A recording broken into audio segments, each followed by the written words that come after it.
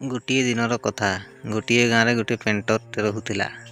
ସେହି ପେଣ୍ଟରଟି ବେଶୀ କରି ଡଙ୍ଗାମାନଙ୍କୁ ପେଣ୍ଟ କରୁଥିଲା ଆଉ ନିଜ ଘର ଚଲାଉଥିଲା।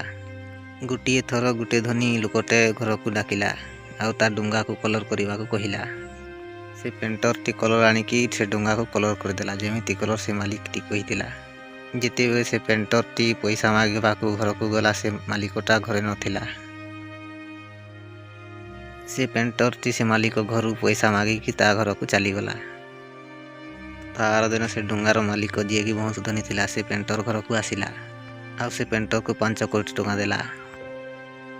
ସେ ପେଣ୍ଟରଟି ଏତେ ପଇସା ଦେଖିକି ବଡ଼ ଆଶ୍ଚର୍ଯ୍ୟ ହେଇଗଲା ଆଉ ସେ ଡଙ୍ଗାର ମାଲିକକୁ ପଚାରିଲା, ଏଇ 5 କୋଟି ଟଙ୍କା କ'ଣ ପାଇଁ? ମୁଁ କଲର୍ କରିବା ତ ମାତ୍ର 100 ଟଙ୍କା। ସେତେବେଳେ ସେ ଡଙ୍ଗାର ମାଲିକ ଟିକେ ହସିକି କହିଲା, ଏଇ ପଇସା ସେ ଡଙ୍ଗାକୁ କଲର୍ କରିବାର ନୁହେଁ। ଏଇ ପଇସାଟା ସେ କଣାକୁ ଠିକ୍ କରିଥିବାରୁ ଯେଉଁ କଣାଟି ଡଙ୍ଗା ଭିତରେ ଥିଲା। ସେତେବେଳେ ପେଣ୍ଟରଟି କହିଲା, ଆରେ ମାଲିକ ସେଟା ତ ଗୋଟେ ଛୋଟିଆ କଣାରେ ଥିଲା। ଯେତେବେଳେ ମୁଁ କଲର୍ କରୁଥିଲି ସେତେବେଳେ ଦେଖିଲି ଆଉ ଠିକ୍ କରିଦେଲି ତାକୁ। ଏତେ ଛୋଟ କଣାକୁ ଠିକ୍ କରିଥିବାରୁ କ'ଣ ଏତେ ପଇସା? ମୋତେ କିଛି ଠିକ୍ ଲାଗୁନି। ସେତେବେଳେ ସେ ଡଙ୍ଗାର ମାଲିକ କହିଲା, ବୋଧେ ତୁମେ ମୋର ପୁରା କଥା ବୁଝିପାରୁନ। ମୁଁ ତୁମକୁ ପୁରା ବୁଝାଉଛି। କାଲି ଯେତେବେଳେ ମୁଁ ତୁମକୁ କଲର୍ କରିବାକୁ କହିଲି ସେତେବେଳେ କହିବାକୁ ଭୁଲିଗଲି ଯେ ଡଙ୍ଗାରେ ଗୋଟେ କଣାଟେ ଅଛି ଆଉ ତାକୁ ଠିକ୍ କରିଦେବ ବୋଲି।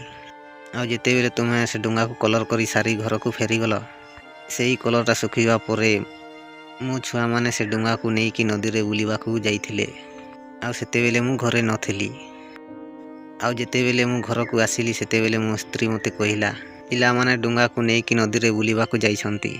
ଆଉ ଯେତେବେଳେ ମୁଁ ଏ କଥା ଶୁଣିଲି ମୋ ଜୀବନ ଚାଲିଗଲା ପରି ଲାଗିଲା ଆଉ ସେ ପିଲାମାନଙ୍କୁ ଖୋଜିବା ପାଇଁ ସେ ନଦୀକୁ ଚାଲିଗଲି। ଠିକ୍ ସେତିକି ବେଳେ ମୋ ପିଲାମାନେ ସେ ଡଙ୍ଗାରେ ଫେରି ଆସୁଥିବାର ଦେଖିଲି। ଯେତେବେଳେ ମୋ ପିଲାମାନଙ୍କୁ ସୁରକ୍ଷିତ ଥିବାର ଦେଖିଲି ସେତେବେଳେ ମୋ ଜୀବନରେ ଜୀବନ ଆସିଲା ଆଉ ମୋ ଜୀବନକୁ ଟିକେ ଶାନ୍ତି ଲାଗିଲା। ଆଉ ଯେତେବେଳେ ମୁଁ ସେ କଣାକୁ ଦେଖିଲି ତୁମେ ସେ କଣାକୁ ଠିକ୍ କରିଦେଇଥିଲ, ସେଟା ବି ମୁଁ ନ କହିଥିବାରୁ ଆଉ ତୁମେ ମୋ ଘରୁ ଅଧିକା ପଇସା ହିଁ ମାଗିଲନି। ତୁମର ଏ ଗୋଟେ ଛୋଟିଆ କାମଟା ମୋ ପିଲାମାନଙ୍କର ଜୀବନ ବଞ୍ଚେଇ ଦେଲା। ତ ସାଙ୍ଗମାନେ ଏ କାହାଣୀରୁ ଆମକୁ ଗୋଟିଏ ବହୁତ ବଡ଼ ଜିନିଷଟିଏ ଶିଖିବାକୁ ମିଳିଲା କି ଭାବିନିଅ ସେ ପେଣ୍ଟରଟି ସେ ଛୋଟିଆ କଣାକୁ ଯଦି ଠିକ୍ ନ କରିଥିତା କି ଡଙ୍ଗାର ମାଲିକ ତ ମୋତେ ଏଇଟା ଠିକ୍ କରିବାକୁ କହିନାହାନ୍ତି। ମୋତେ କୁଆଡ଼େ ଅଧିକା ପଇସା ଦେଇଦେବେ ଯେ ମୁଁ ଏଟାକୁ ଠିକ୍ କରିବି। ଏଇଆ ଯଦି ସେ ପେଣ୍ଟରଟି ଭାବିଥିତା ହେଲେ ଆଜି ସେ ଡଙ୍ଗାର ମାଲିକର ଛୁଆମାନଙ୍କୁ ପାଇନଥିତା।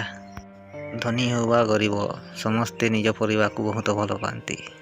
କେବେ ଯଦି ତୁମକୁ ଏମିତି କାମ କରିବାକୁ ମିଳିବ ନିଶ୍ଚୟ କରିଦେବ। କେଜାଣେ ତୁମର ଗୋଟେ ସେ ଛୋଟିଆ କାମ ପାଇଁ ବୋଧେ ଜଣଙ୍କର ଜୀବନ ବୋଧେ ବଞ୍ଚିଯିବ। ମୁଁ ବହୁତ ଥର ଦେଖିଛି ରାସ୍ତାରେ ଯିବା ବେଳେ ଜାଗା ପଥର ପଡ଼ିଥାଏ ହେଲେ ସେ ପଥରକୁ କେହି ସାଇଡ଼୍ କରନ୍ତିନି।